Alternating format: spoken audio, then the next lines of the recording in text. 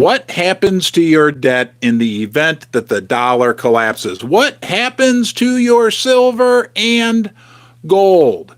Are you scot-free in terms of your debt? Can you just walk away? Or will you find yourself in the same position with a new central bank digital currency? A lot of that depends on how the dollar plays out in the coming, let's say, 5 to 10 years, maybe 5 to 10 months. We don't know for sure. But what also is a big factor you need to consider is the type of debt that you have. Because there's two types of debt. There's fixed rate debt and there's adjustable debt, floating rate debt, right? We all have, we're going to talk about mortgage debt. We're going to talk about student loan debt. We're going to talk about car debt. We're going to talk about credit card debt as well, right? Now, the other big thing that we need to talk about, how will gold perform? How will the silver price perform if we get into this situation where we have a major reset? We've also got to talk about other factors involved right now. Big news stories coming out today that will impact the price of silver and gold. Again, thank you for being here. Please give it a thumbs up and subscribe if you haven't already. Now, at the end of this live stream, we're going to do a Q&A session. That's the funnest part of all for you to get involved, to share your thoughts or ask a question. Or even more important, you know what you can do, right? You matter. You're smart. Your thoughts matter. You can answer other people's questions right now in the live chat, right? We all are entitled to our own opinions, our own insights, and that's how we learn is from each other. So let's dig into this. First, we're going to tackle debt. What's going to happen to your debt when the dollar collapses? If the dollar collapses. There's two scenarios that could play out. We could see a hyperinflation, right, where the value of the dollar goes down precipitously. Let's say all this stuff going on with the BRICS countries, all the geopolitical issues, all of the financial mismanagement that our government leaders have been guilty of for the last number of years, that it all comes home to roost, cockle-doodle-doo at once. Maybe they can't get the debt limit figured out. Maybe, who knows? But we get in a situation where the dollar drops in value precipitously, okay? That's one scenario that can unfold. The other one would be that they try to, under the cover of a crisis, that they move us into a new currency. Maybe it's a new dollar. Maybe it's a central bank digital currency. How will that affect your debt? Well, the first thing about your debts is it's a contract, right? It's a contract between you, the borrower, and the lender, whether it's your mortgage or your car debt or your credit card debt or your student loan debt or any kind of debt. It's a contract and it's written in dollars, period. Okay? So that's the first thing you have on your side. Now, let's talk about credit card debt, okay? Because credit card debt, I'm not a debt. I don't know how you feel about debt. Tell me in the comment section, are you a person who likes to have a lot of debt? Yes or no? I don't like to have any debt, period. I don't like debt, okay? But there are some forms of debt, and we're going to talk about that later, that can work out to your benefit. But the one kind of debt you definitely, in my opinion, want to stay away from is credit card debt, because even under a scenario where we have hyperinflation, where the dollar goes down, there's a big key difference about credit card debt, and that is it's a floating rate. It's an adjustable rate. So if interest rates shoot up, if the dollar drops in value, they can raise the rates on the credit cards to astronomical high levels, okay?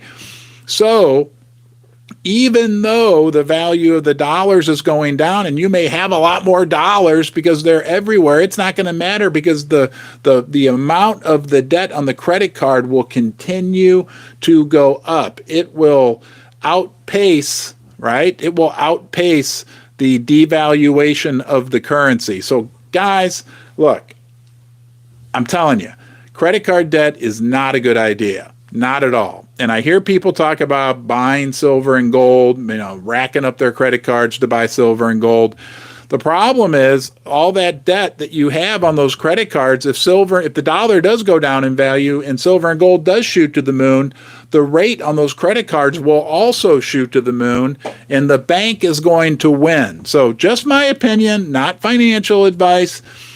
You're not going to win with credit card debt, whether we have a currency reset or a transition to a new currency. It's to me, that's a risk that's not worth taking. Okay. Now, what about things like car debt? What about things like mortgage debt? Let's talk about mortgage debt. That's a real common type of debt.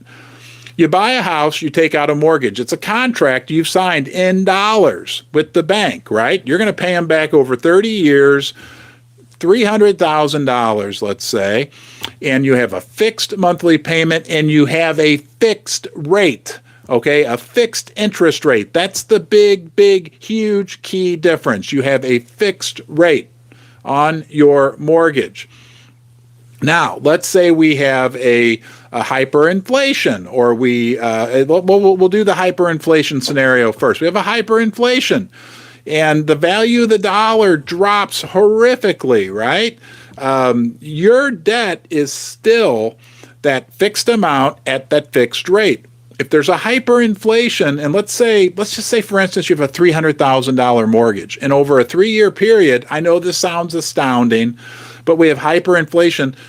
Wages, presuming you still have a job, are going to have to go up huge as well. Let's say you were making $8,000 a month. Well, if there's hyperinflation, you could find yourself in a situation 3, 5, 6 years later that instead of making $8,000 a month, you're now making $100,000 a month, right? And that debt level, though, on your mortgage, because it's fixed at $300,000, that remains the same. So now you're making $100,000 a month. You can pay off your mortgage real easy. You come out ahead. Also, likely in that scenario, the value of your house would have gone up in nominal terms as well. So it's not always like a bad idea. Look, I don't have any mortgage debt, but there is a case that can be made that in a hyperinflation, or even if they roll us into a new CBDC type environment, we're still going to be in a hyperinflation environment, that you could come out ahead if you have some mortgage debt, if you have a fixed rate on your mortgage, especially like a 30-year or a 15-year fixed rate, because again, as the value of the dollar crashes, right, and prices skyrocket, your wages are also going to skyrocket, but it's that debt that you owe on the house is fixed. It's a fixed amount. You might be able to pay it off with 1 or 2 months, 3 months of wages, right, at the new kind of level that the dollar would be at under a hyperinflationary environment. You can talk about student loan debt and car debt about the same as well. They are generally fixed rate debts. The difference with a car debt is a car is a depreciating asset. Here's some crazy statistics on car debt right now in the United States. The average rate on a car loan is almost 8%. The average car payment per month in the United States right now is almost $1,000. That's for an asset that will go down in value, right? Now, there's some exceptions, right? Your car might be rare, collectible, whatever. But generally speaking, for your everyday average person like you and me, right? If you have a big car loan, that car, that Suburban or that whatever, Tahoe, whatever you might be driving, that F-250, it is going down in value, okay? Now, if we have a quick hyperinflation, we could be in the same situation like with the house. We could have a little window where, let's say you owe $60,000 on the car, you're making $6,000 a month now, and 2 years later, you might be making $60,000 a month, right? They're going to be vastly devalued dollars, but that fixed amount that you owe on the car would remain the same. So you could possibly come out ahead, although I am not a proponent of taking out big debt for a car payment, right? Student loan debt, same thing. Fixed rate, fixed period of time. You know, if you let it stretch out and the dollar devalues, that principal amount that you owe, that is fixed. The rate that you're paying is fixed. You could pay it off with vastly devalued dollars. Now,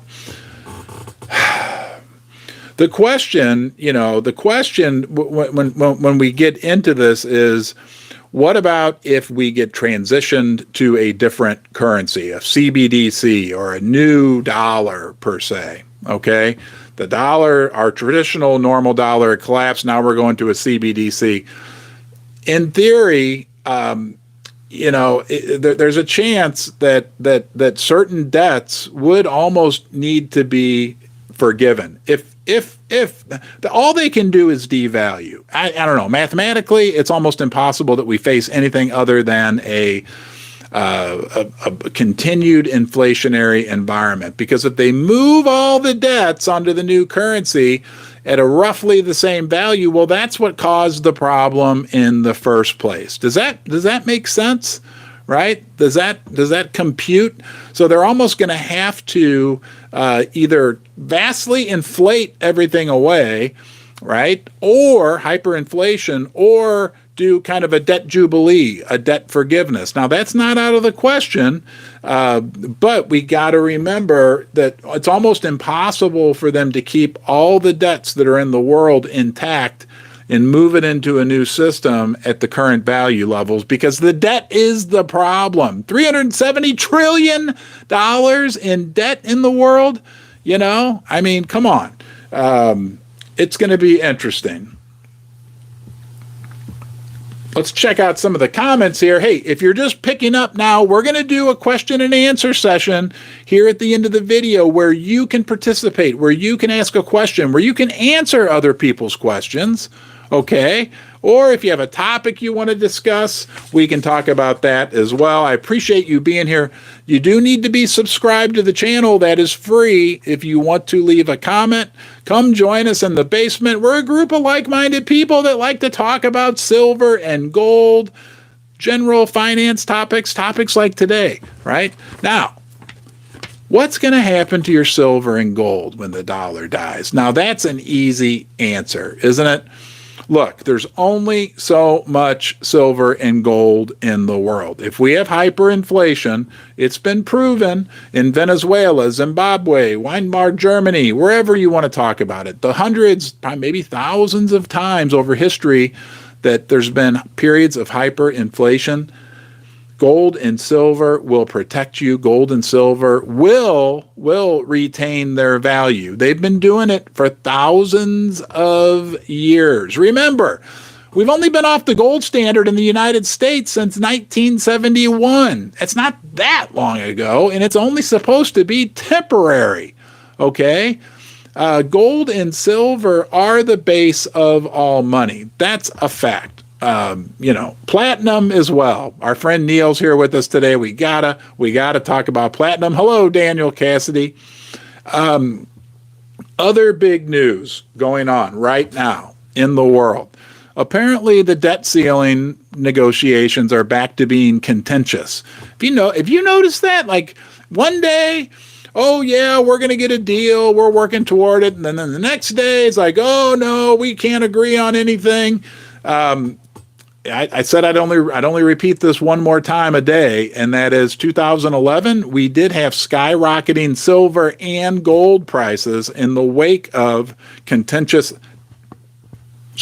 debt ceiling negotiations. Will that happen again? You need to let me know. Let's talk about that. Jubilee! Hello, Daniel Cassidy. Hello, CoinShop Chris. Hello, Blaine. Hello, Marshmaz. Hello, Twitch Radio. Good to see you. Yes, when we get to 100 thumbs up, I will ring the bell. I know you guys just are on pins and needles waiting for me to ring the bell. Another interesting, very, very interesting article came out today that JP Morgan, yes, did you hear this? That JP Morgan, they are recommending what to their clients? Gold. And what's good for gold, what's good for the gold is good for the silver. Kind of like what's good for the goose is good for the gander. Yes, they're recommending gold to their clients right now to kind of scale out of the stock market and move a little more into gold. we know JP Morgan has a little bit of a history with the gold and silver market, and we find it interesting that they're now recommending for their clients to move into gold. We talked yesterday, Bank of America. Yeah, the Bank of America, right? Big institutional investor. They've published 3 articles about gold in the last 4, 5, 6 weeks, right? And even more astounding, they've published an article about silver. What do you think about that? That's institutional big money.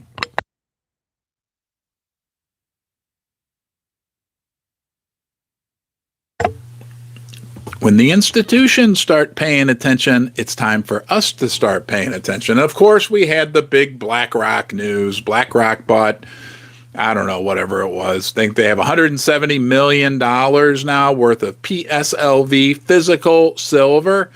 That's bizarre. I published a video where I proposed that maybe it's not all a good thing, right? Like, they may be using that as some type of hedge or they may be wanting to store up some ammo if they need to tamp the price down. I'm not saying that's the case. I'm just saying, yes, overall, I was excited to see that BlackRock bought silver, no doubt about it. But we got to look at this from both sides of the equation. It's an interesting scenario that's developing in the silver market right now. And if you think about this institutional move towards silver, if you got BlackRock, the biggest institutional investor in the world, they're bigger than Warren Buffett. They're bigger than whoever you want to talk about. I think JP Morgan, they're bigger than anybody. If they start buying physical silver and other institutions start to follow, right? These are big amounts of silver, and investors like me and you start to follow.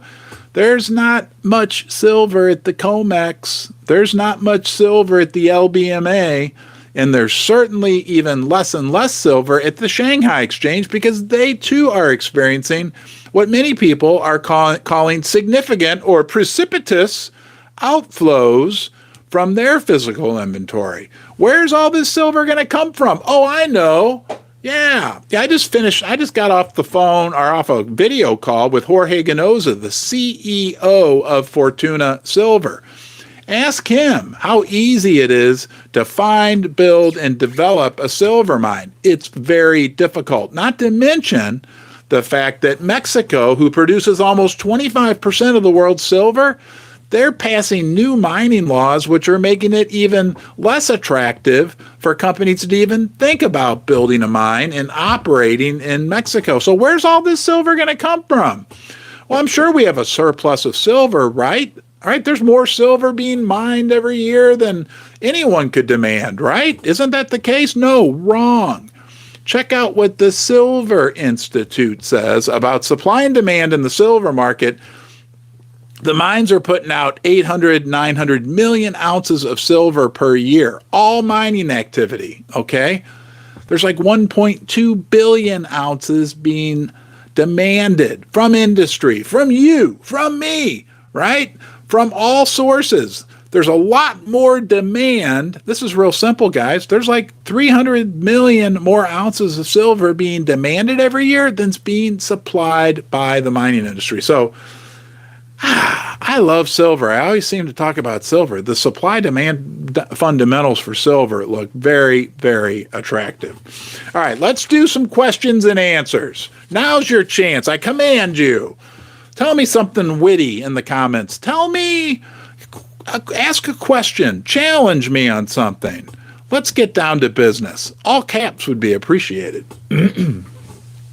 Oh, bell time. Sorry I missed that. All right, guys, I'm going to ring the bell 10 times for you because we got 100 thumbs up. Thank you. Thank you for your support. If you haven't given a thumbs up, please do that. And please subscribe to the channel. That really helps us out. I won't ask that again. Twitch Radio likes I-80 Gold. I have a great friend, very smart guy who loves I-80 Gold as well. They've got some big projects in Nevada. That's a company you guys might want to check out. They also, there's a Equinox Gold has a huge investment in I-80. They kind of spun out I-80 when they purchased the Greenstone mine up in Ontario, which they're now building on time and on budget, last we heard. I wish Ron would do a whole live using a British accent. No, you don't. Mexico nationalized their lithium mines. Yes, be careful. Mexico is getting a very tricky place. BlackRock just received a permit on silver to start mining yesterday. You're talking about BlackRock Silver. That's a separate company with a big project in the Tonopah region out in Nevada. Interesting company. If you're looking for domestic USA silver exploration, you can take a look at BlackRock Silver. That's different than BlackRock, the big giant institutional company. Or you can take a look at Suma Silver. They both kind of split what's called the Tonopah district, I believe it is, out in Nevada, where Howard Hughes used to have some mines. Interesting. I'm not sponsored or promoted by any of those companies. If you want gold in Canada, there's no better option value-wise, in my opinion, again, not offering financial advice, than First Mining Gold. You can check out videos I've made about them on my channel, or just Google Dan Wilton, First Mining Gold. There's a lot of great quality information about what I believe is a great quality company. Headed up by Dan Wilton, and not to mention, you've got Keith Neumeyer, who's the founder and chairman of the board. Twitch Radio says PSLV is a good place to invest a small portion of your portfolio. But yeah, not true spot. But yeah, you're getting whatever money you put into PSLV, you're getting the equivalent, amount of silver. I do like PSLV. Way better than SLV. All right, guys, I'll be right back. Give me 1 second. Talk to the bear. Talk to the bear.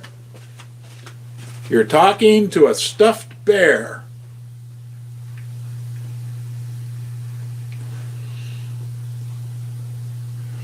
He appreciates you being here in Ron's basement.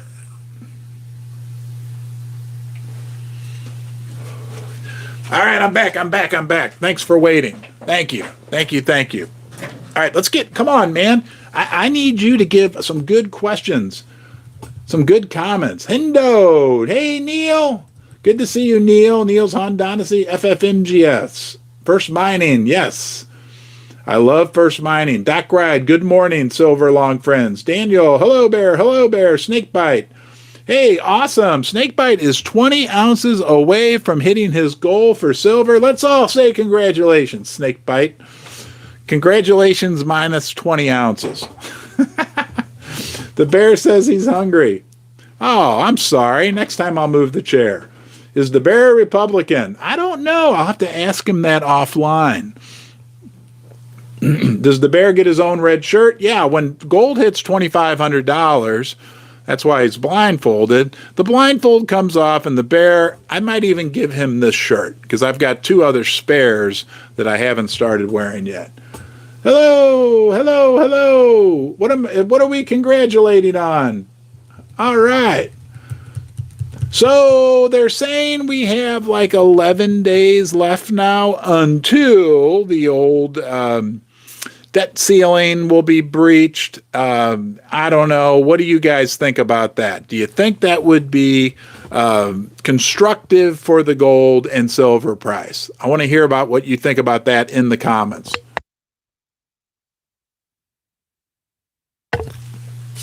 And while I wait to hear that, let's just run through the top 5 reasons to buy silver.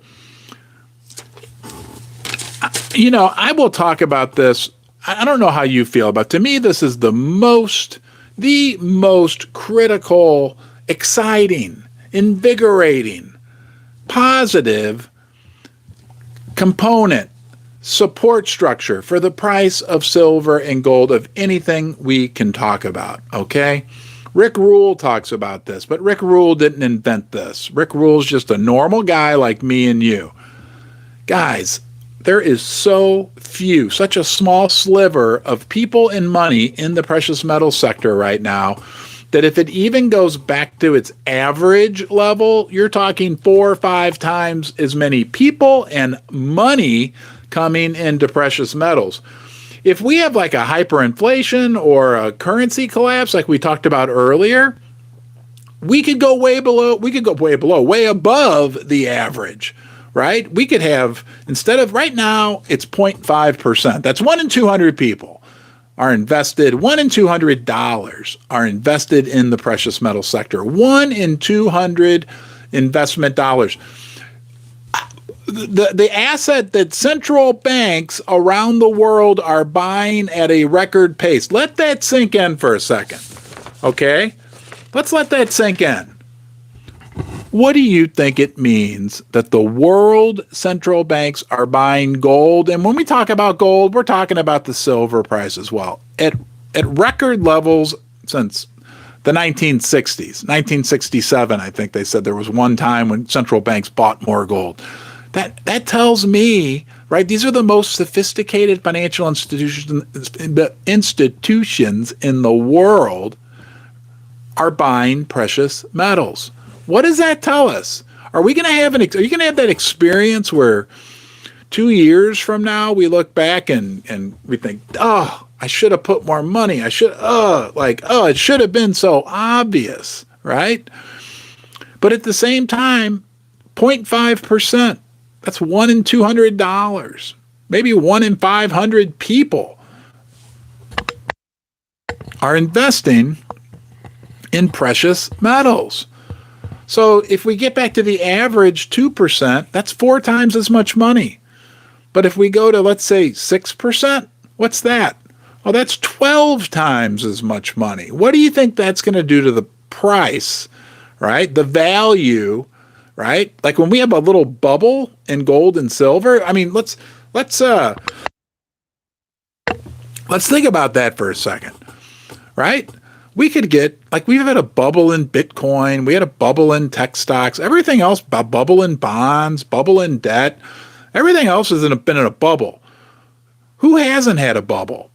Who deserves a bubble? You deserve a bubble, you precious metal and precious metal mining stock investor.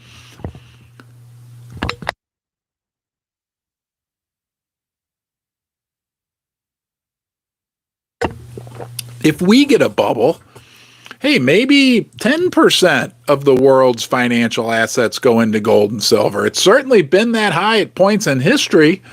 That's 20 times as much money. Now, I know I'm not allowed to talk about things like $8,000 silver or $40,000 gold. And I know it sounds preposterous. It sounds preposterous to me, but is it possible and even plausible when you look at the math behind everything? Because we're living in what is an imaginary, fake monetary system right now. It's based on nothing. It's based on, you see that? That's my unicorn. See him right there? It's based on unicorn fart dust. It really is. And guys, don't forget, just in 1970, when I was born into a system that was based on gold, into the gold standard.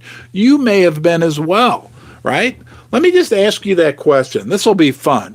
When you were born, was the United States still on the gold standard? Let me remind you that we were on the gold standard until 1971. Let's see what you got. It's about to pop. Yeah, the other bubbles. We have not had a bubble in gold and silver. No, CoinShop Chris, when he was born into the land of unicorn fart dust. No, yes. Hey, Carl, we're about the same age. Nope. Born in 77, Dr. Jekyll. Bottle that fart dust. I'm going to work on that. Yes. Royal Rich, Blaine, yes. David Metcalf, yes. Me and my drone, yes. I was born in the USS. Jim Telepow. Jonan, no. Johan, no. Derek, no. You some youngsters. Gianna Maury, yep. Snakebite, yes. Ominous Rooster, yes. Twitch Radio will pinch my chinks and call me Rosie. I must be looking like King Kong. Okay. 63, Greg Sanford, yes. There was the gold standard. Robert Garrett, yes. 74 for M77. Chad Cyan was born in 1989. No gold standard when you were born. Coda, yes. 1958. Eric Elander, yes. Guyan, yeah, we're born in the same year. We still had the gold standard. Hello, Mr. Joe Black. Hello, Andrew McLevin. Yes. Original intent, yes. Sharon Johnson, yes. The dollar was worth $1 in 1953. Good to see you, Sharon. Michael H, no. T-Fetch, 80, T-Fetch was born in 80. Joseph was born in 55. The war was won in 1776. Original intent was around during the gold standard. Aloha and yes, man, you guys are awesome. Daniel, 1962, gold standard. You were born into the gold standard. Johan Cameron, 1975. Sorry, my friend, you were born into the land of unicorn fart dust along with your good friend Calculan. Late to the chat. That's okay, Mr. Joe Black. You are here. Twitch Radio. I was born in 80 and raised in the 90s, but grew up financially smart. Oh, interesting. You're fortunate. Most families don't understand the gold standard. That's the only way I was able to retire in my 20s. That's awesome. Gianna Moore, born in 64. That rhymes. And you were born into the gold standard. Calculon is back. I don't know what that means. 1982, pictographs. You were born into the world of imaginary money. Daniel Castley, always good to see you. Andrew, shopping spree. What should I buy at the local coin shop? Buy some sovereign coins at the lowest premium possible. Wow, you guys are awesome. Robert Dewey, Canadian junk silver is awesome. Hello, Chris Cabrera, Futurama reference. All right, guys, questions in all caps. You know, the other really interesting thing about silver and gold, for that matter, and you can't say this about hardly anything else, they have value everywhere, universally, right? Try to spend some rubles here in the United States, right? Try to spend any number of other currencies anywhere. Gold and silver are valuable everywhere, right? Universal, and timeless as well. I am a rainbow fairy, yes. Guys, that's what we do here in the basement. Think about it. We have 270 of us together right now, okay? From all over the world. My voice is going to give out, but I want you in the comment section, tell us where you're joining us from, just so we get a feel for where everybody is at and how we are spread universally throughout the globe, right? That is so key for us to remember. But we're also just a little sliver, and little slivers have a much easier time growing into big movements than big movements, right? Big movements have to contain themselves. We got people in Minnesota, the Carolinas, South Africa. My great-grandpa was from South Africa. Arizona, Southern California, Los Angeles, North Texas, Florida, Merriwell, Central Alabama, Arizona, BC, Columbia, Nova Scotia, Texas, Florida, California, Detroit, Michigan, Cape Western Australia, Bakersfield, California, Texas, John Goldsworthy, New Brunswick, Canada, I believe, Missouri, Arnold, Missouri, right? I think, Snakebite, Illinois, Missouri is where you're from, the state of Missouri, that's what we call Missouri, the state of Missouri, Arkansas, Netherlands, North Dakota, Hawaii. I mean, think about this, guys. We are everywhere, right? But we're also together. We are kind of an elite group of people, absolutely no doubt about it. So apparently with this debt ceiling situation, we have a fragment of the Republican Party that's very conservative, and they are throwing a wrench into things. It's going to be interesting how this plays out, right? Because remember, would you like to say hello to Janet? Would you like me to get Janet out to say hello and see if her pet cockroach is in there with her? Let me know. Northern Ireland, Western Michigan, Ohio, Austin, Texas, Idaho. You guys are still coming at me. Columbia, Missouri, Como. My daughters have a t-shirt says Como on it. We got it at a Mizzou basketball game. We're like, what does Como mean? I've never heard of that. Como means Columbia, Missouri. Ionia, Michigan, Hawaii. Man. We're at the 1%. Okay. All right. If you insist. Right? Don't forget. You know who's in this box. Looks like the unicorn standing on top of her. Do you know who's in this box? Hey, if you haven't given this a thumbs up yet, please do. And don't forget to subscribe.